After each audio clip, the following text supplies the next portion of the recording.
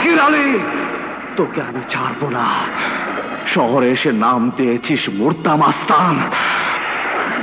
আসাদ, তেমনি সঠিক সিদ্ধান্ত নিয়ে মাথা ঠান্ডা করে আমরা যুদ্ধ করেছিলাম পাক বাহিনী আর রাজাকারদের বিরুদ্ধে, তেমনি আজ ওদের সঙ্গে লড়তে হলে খুব ঠান্ডা মাথায় লড়তে হবে। আসাদ, তোর মনে পড়ে সেই গরিব লোকটির কথা, যে আমাদের তার ভিক্ষে করা খাবার দিয়ে বলেছিল রাজাকারদের নামে যেন একটা তালিকা তৈরি করা হয়? বাবা, ওই বুড়ো চাচা আরো বলেছিল স্বাধীনতার পর রাজাকারদের ক্ষমা না করার জন্য। কারণ স্বাধীনতা বিরোধীরা দেশ স্বাধীন হলে বিভিন্ন জায়গায় গিয়ে আশ্রয় নেবে এবং সুযোগ পেলে মুক্তিযোদ্ধাদের উপর ঝাঁপিয়ে পড়বে প্রতিশোধ নেওয়ার জন্য। বাবা, ওই ভিক্ষুক চাচার কথাই সত্যি হলো।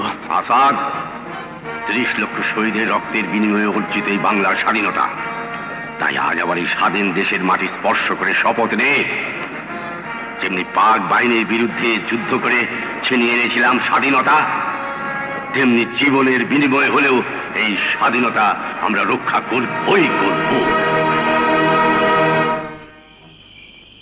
হাসান, হাসান, এভাবে শুয়ে আছো, কি ব্যাপার? বাসা যাবি না? না, আমি বাসায় যাব না। কেন বাসা যাবি না? আসাদ ভাই, আমার কলেজটা ফেটে যাচ্ছে, আমি আর সইতে পারছি না। আমি দোকান পাট বাসা বাড়ি সবকিছু ছেড়ে আত্মহত্যা করব। কেন তুই আত্মহত্যা করবি? আরে যারা আত্মহত্যা করে তারা কাপুরুষ, তারা কাপুরুষ। বাবা, আমি একদিন এদেশের মাটির জন্য যুদ্ধ করেছিলাম, অথচ আজ এ দেশের মাটিতে একজন মুক্তিযোদ্ধাকে রাজাকারের হাতে অপমানিত হতে হচ্ছে, আর তুই বলছিস কাপুরুষের মতো আত্মহত্যা করবি? হ্যাঁ, কেন? তবে আমি কি করব? তোদের এই বাজারের সকল সম্পত্তির মালিক হলো ওই পাগলি। তোরা প্রথমত হারামজাদার মালিকানা স্বীকার করবি না, সকলের দোকান পাট খুলবি, আমি ওকে প্রতিহত করব।